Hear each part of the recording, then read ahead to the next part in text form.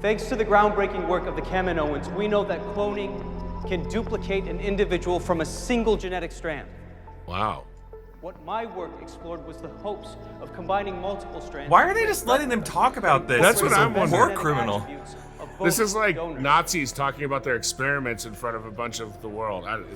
It's quite fast. Well, there's a lot of subscribers to that kind of ideology. Where That's like, true. yes, we're listening. We're allowed to talk about this now. Yeah. We have freedom of speech in the New Republic now. They can't arrest us anymore. That's right. Of course. Shall we? Do you mind if I stay? She's evil. He relapsed. She's like hardcore evil. I still care about him. Of course you do. Yes, you're welcome to stay. I just don't understand how they gave them any of them second chances. No, and I Like, don't understand how that guy clearly is like, I'll leave you alone with the ability to do whatever you want to him. Yeah, well, yes, this moment for sure. But Yeah. they were fighting for Moff Gideon 10 years after the Battle of Endor. Exactly. Like, these were like true believers. Yeah. You Fanatical can't say these people were just following orders. There was a new republic that they could have worked for, and they chose to work for the Empire. They could have deserted the Empire anytime after its collapse. They would have been welcomed with open arms. Yeah. No, these people had no second chances for these fuckers.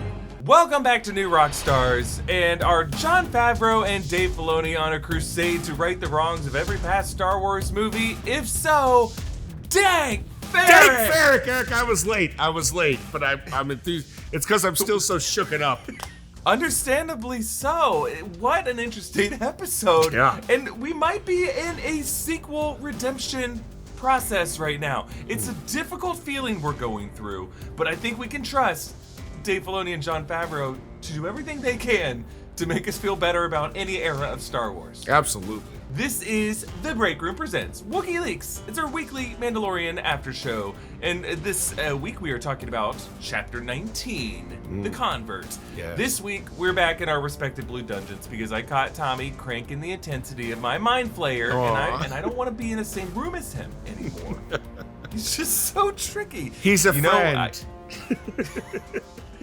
You are just trying to zap the more triggering parts of my memories. That's from right. my mind. I want you to forget that one cartel show we had in 2014. But you know what? That was the one show where I actually had a good show, Tom.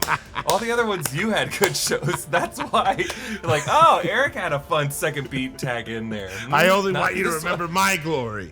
I'm Erik Voss, and my Easter egg breakdown is coming tomorrow, God willing. Ah! But right now, I'm here discussing this episode with my best friend, Tommy Bechtold. Yes, Hi, Tommy. Erik, so happy to see you. And I got to be honest, let's talk about what the fet happened in this episode. Let's get into it. Bo-Katan and Grogu are leaving the living waters. But first, Bo has a quick question for Din.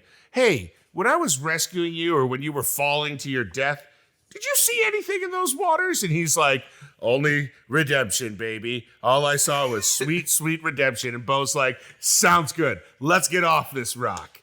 And unfortunately, that plan is interrupted by TIE interceptors, which Din notes are a lot more effective than TIE fighters and difficult to take out. Yeah. So they flee to Calvala and they defeat the first wave of interceptors, Erik, but Din gets his N1 ship back only to watch the second wave of ship destroy that Kryze family castle.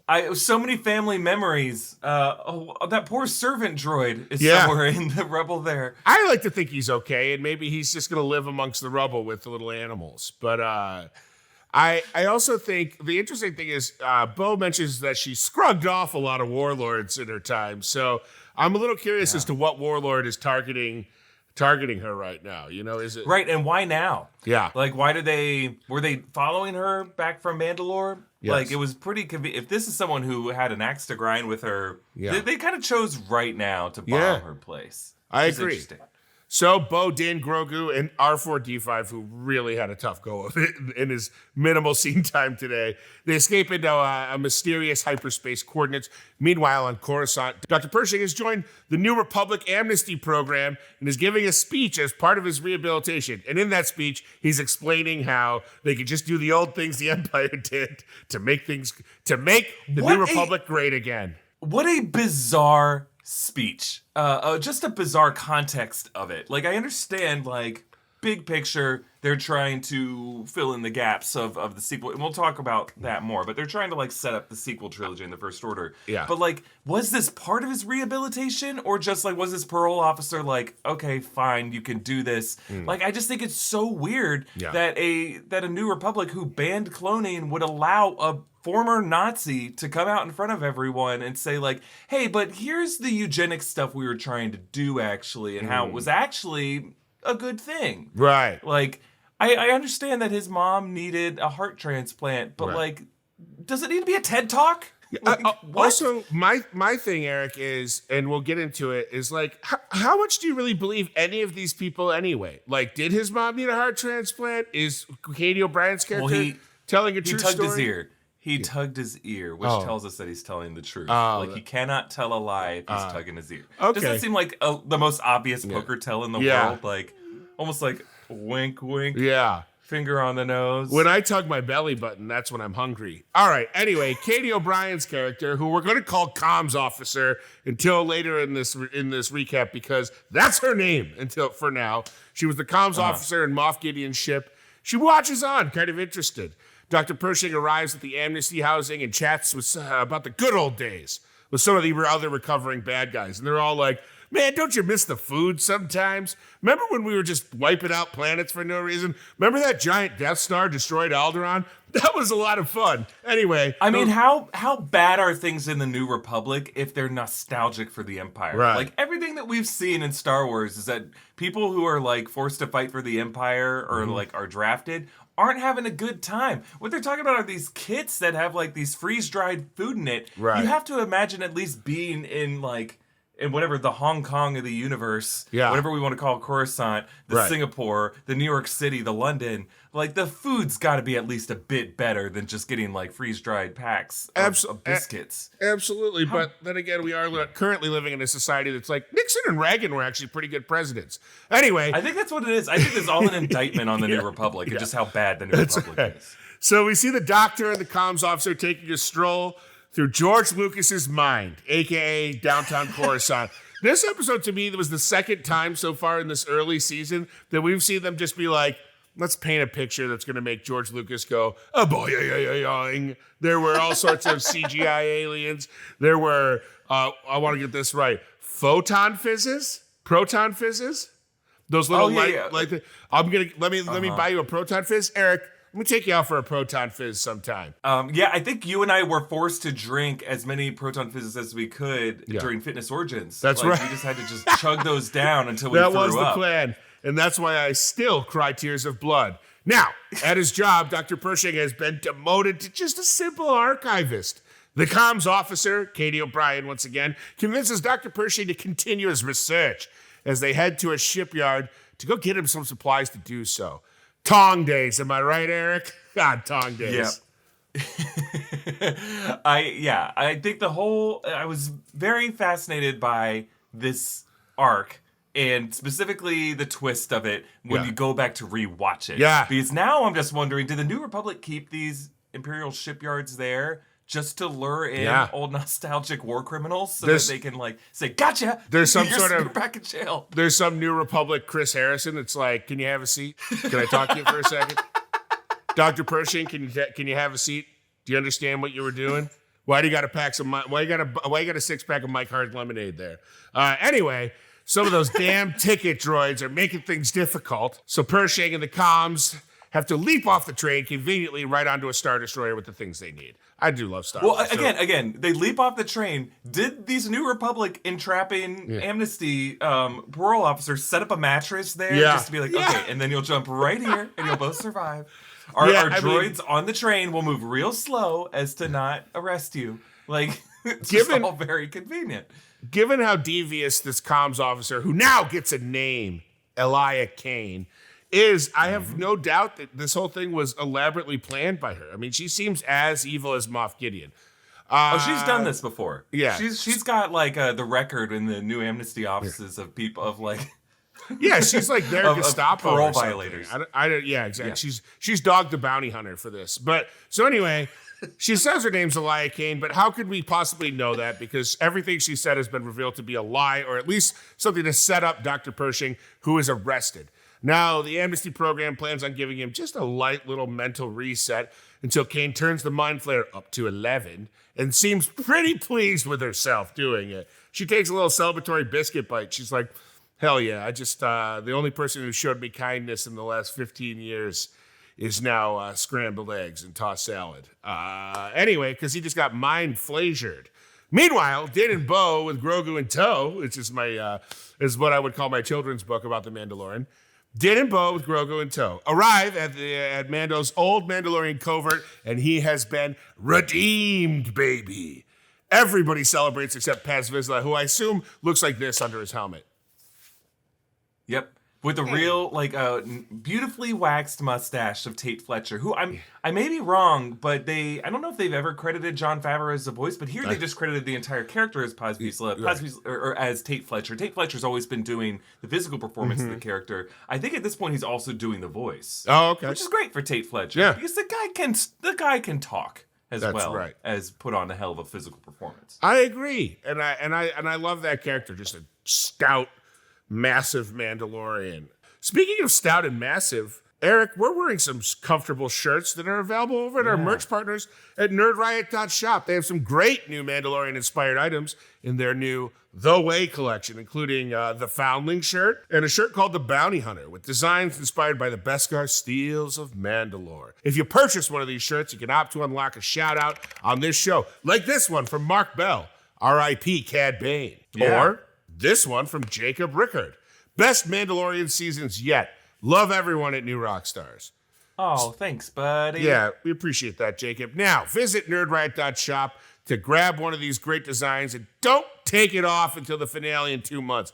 Be like me. No showers, no clothes changes, no relationships, no happiness. All right, Tommy, what is the first question we're asking here? Is the amnesty program just a sleeper cell for the First Order? Is this like the First Order's origin story, somehow Palpatine returned, finally explained? Yes, I mean, it looks to be the case there. And I'm interested to see where they go with this for sure.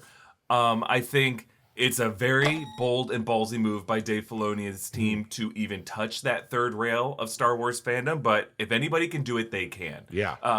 This whole, that's now a meme now of somehow Palpatine returned from The Rise of Skywalker. We know cloning was involved, but this also seemed to be something they were planning to do from the first season. It's not like he turned. The first episode of The Mandalorian introduced Grogu, and that came out, about a month before The Rise of Skywalker did? So we know that this was always part of the plan.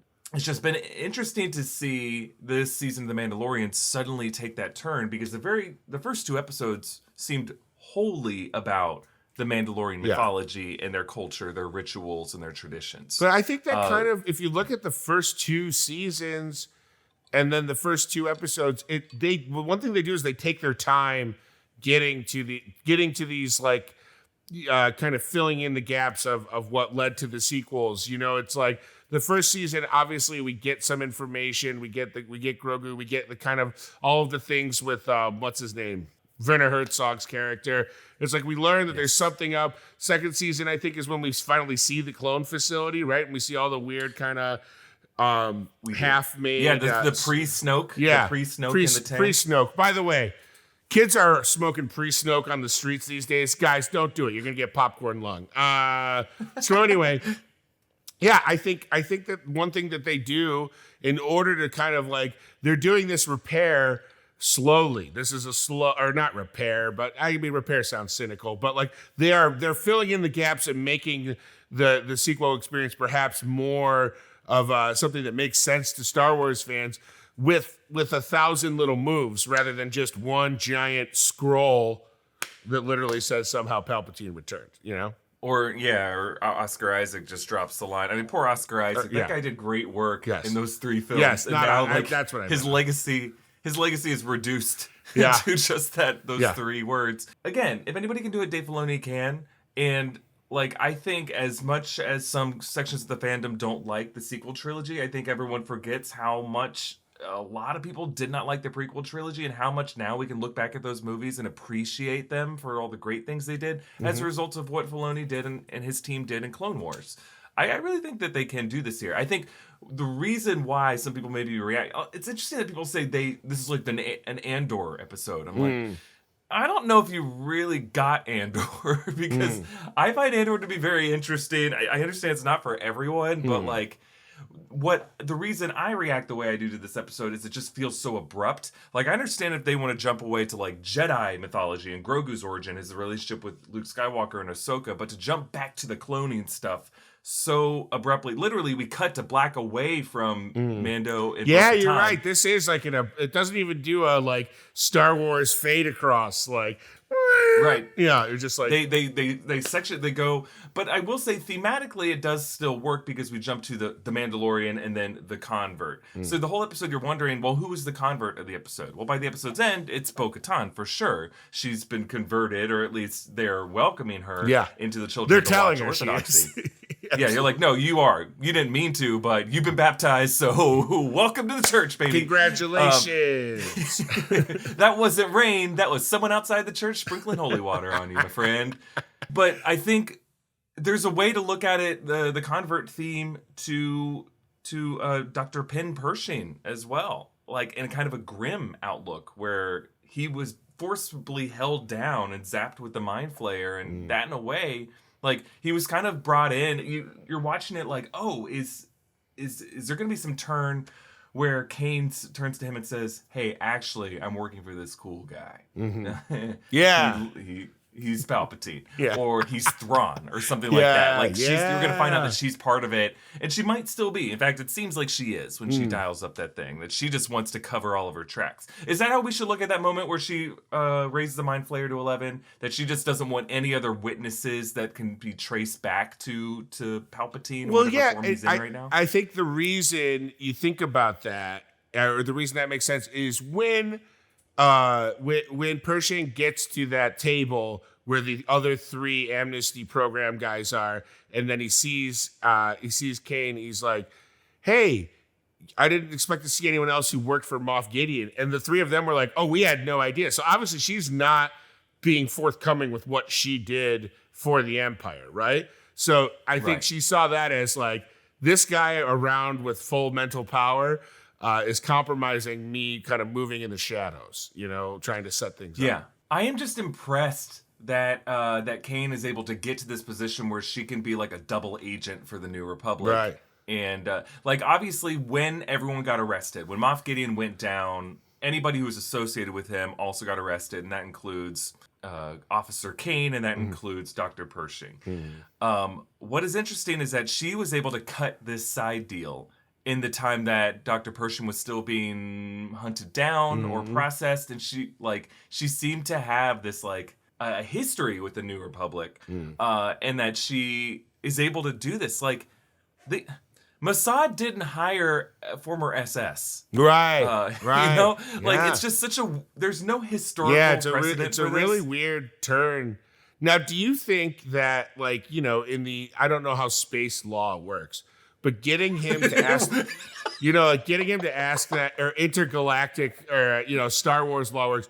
Do you think the idea of getting him to ask that robot kind of counselor, like, is it okay? Is it unethical, or am I allowed to do my own research, was a way to get like a warrant to like set him up? Like, she needed him to ask that question in an appropriate capacity. Because to me, it was like, why did they show us that scene? Other, if not for that end result, like if that was going to be the end result, showing that scene didn't really seem necessary.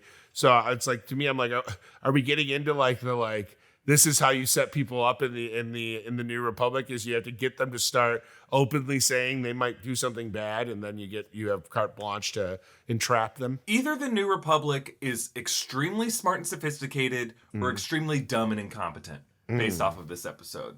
Yeah. Either they have orchestrated everything Dr. Pershing has been going through in his parole loop, including his TED Talk, including all of his interviews with his droid parole officer, the little one-on-ones he has with his boss in the archive room, all the little side chatter he has in the courtyard of the amnesty housing, probably that taxi droid who's telling him all these Star Wars Legends Easter eggs of the Skydome Botanical Gardens. Yes. the Malastar, yeah, like all this stuff. Either they have orchestrated all that and they are listening to everything, every micro expression that he has, looking for tells that he might still be trying to replicate his cloning research, or they are extremely dumb and incompetent and letting someone like this, looping him back into the New Republic culture. This whole amnesty program is insane.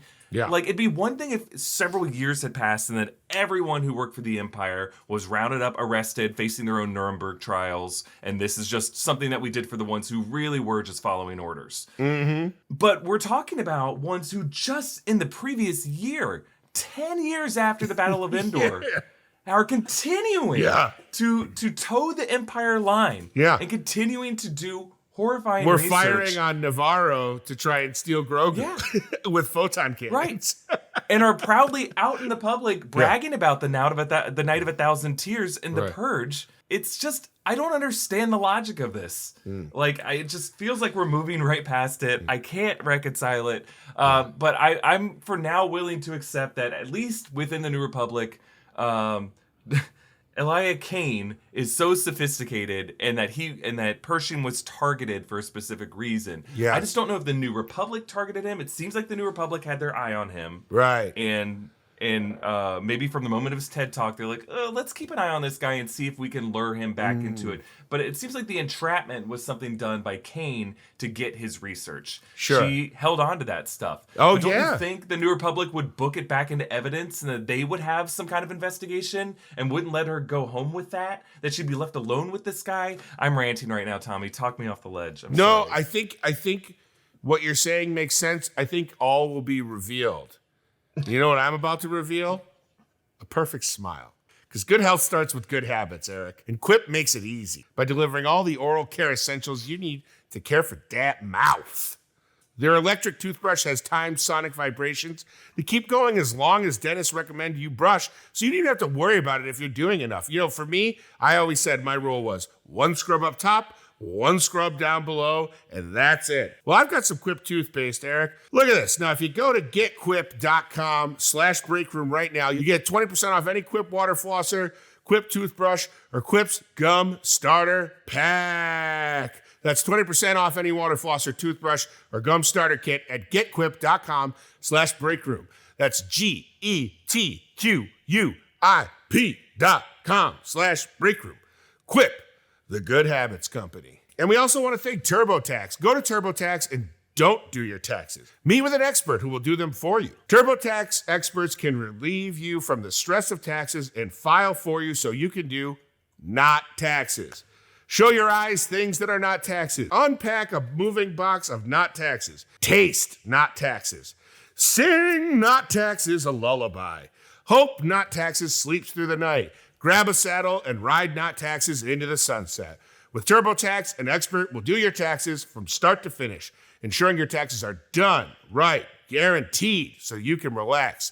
Feels good to be done with your taxes, doesn't it? Come to TurboTax and don't do your taxes. Visit TurboTax.com to learn more. Intuit TurboTax. Full service products only. Video meeting while expert does your taxes required. See guarantee details at TurboTax.com/guarantees. Erik. Tommy. Let me get back to the episode. Yeah. Who the feck do we think attacked Bo-Katan? Are you thinking Thrawn? Am I thinking Thrawn? Are we going Thrawn here? I hope it's Thrawn.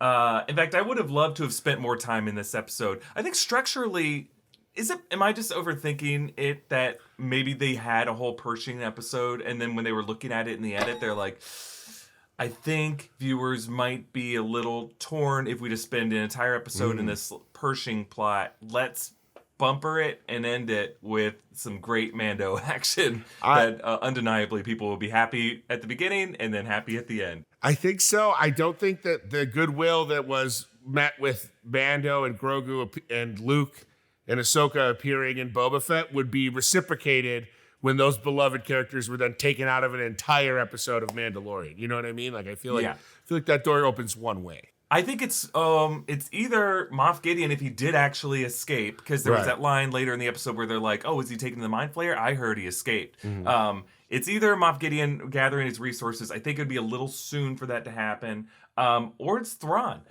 because she said she had ripped off or skugged off a couple Imperial warlords. Yeah. But this one seemed like personal. The fact that they bombed her home castle. Yeah, and the fact that it was such a fleet. She was surprised. She's like, no Imperial warlord has that big of a fleet right now, except Thrawn. Yeah, I think Thrawn was the one behind this. Yeah, well, that makes sense. And so what do we think is Bo-Katan's next move?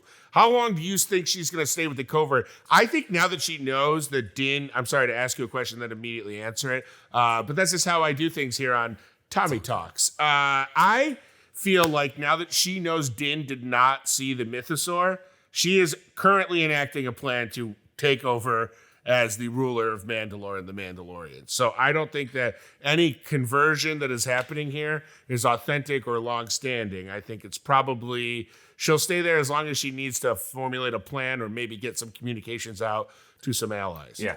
You know what this is? She is infiltrating the cult right now. She's not a true believer in this batshit orthodoxy. Right. She is essentially Daniel Plainview and There Will Be Blood infiltrating Eli's church just to get oil drilling rights on that land. That's all she wants. She doesn't drink the Kool-Aid. She doesn't care. She drinks the milkshakes. Knows that he is a false prophet. Yeah. Admit it, you are a false prophet. And then she's going to drink their milkshake.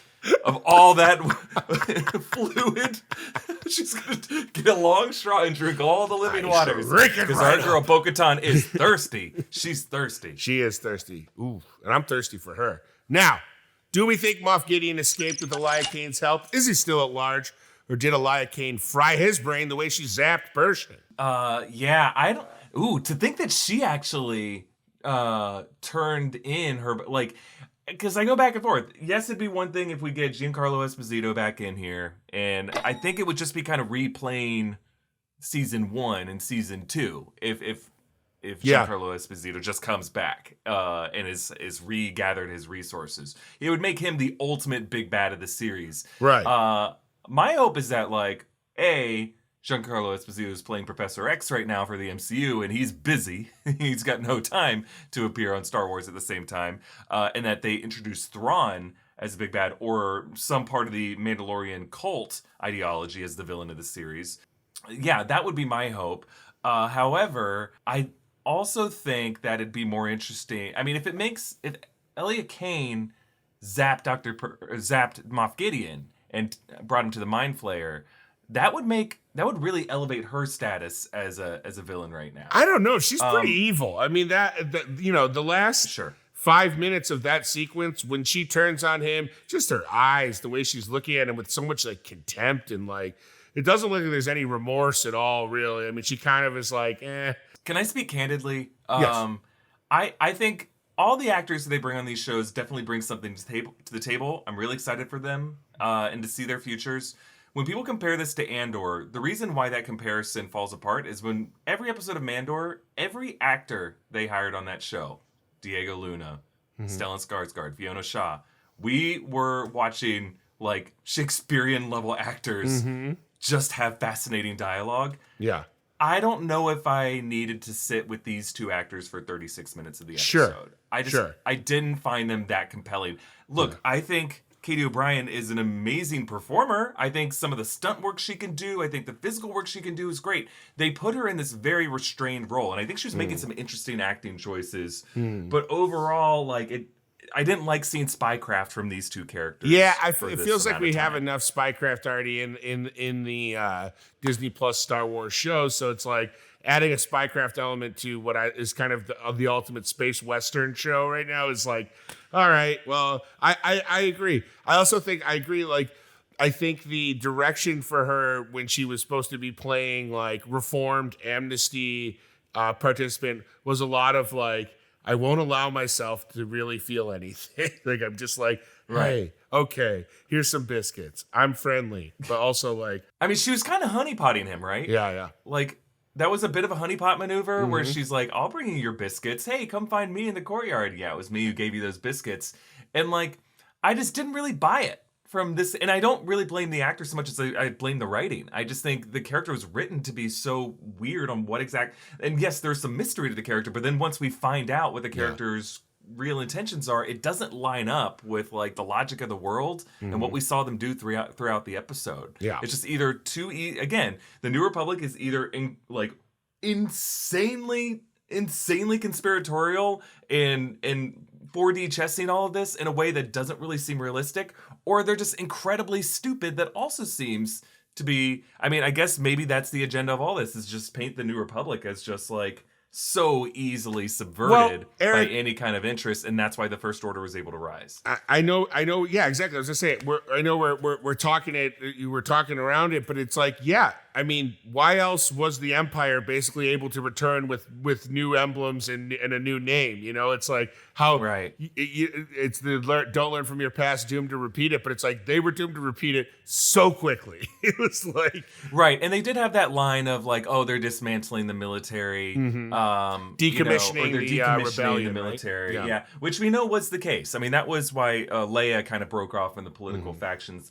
I just like it. We just saw that era of the New Republic from just such an interesting angle that I don't. It was not like when we saw the Imperial era from Andor's angle. We saw it from almost this like Game of Thrones level tiered system, or The Wire, where you see the top level brass who are doing spycraft. We see the grunts in the trenches who are pulling off these heists. We see the Imperial investigators. We got a sense of why the Empire was doing what it was doing and how cruel and inhumane it was. Here we're just seeing it from this one kind of closed off place. Yeah. Where it feels like we're watching 1984 a little bit, where a character is like, he meets someone, but he doesn't know if it's like a spy who he can trust.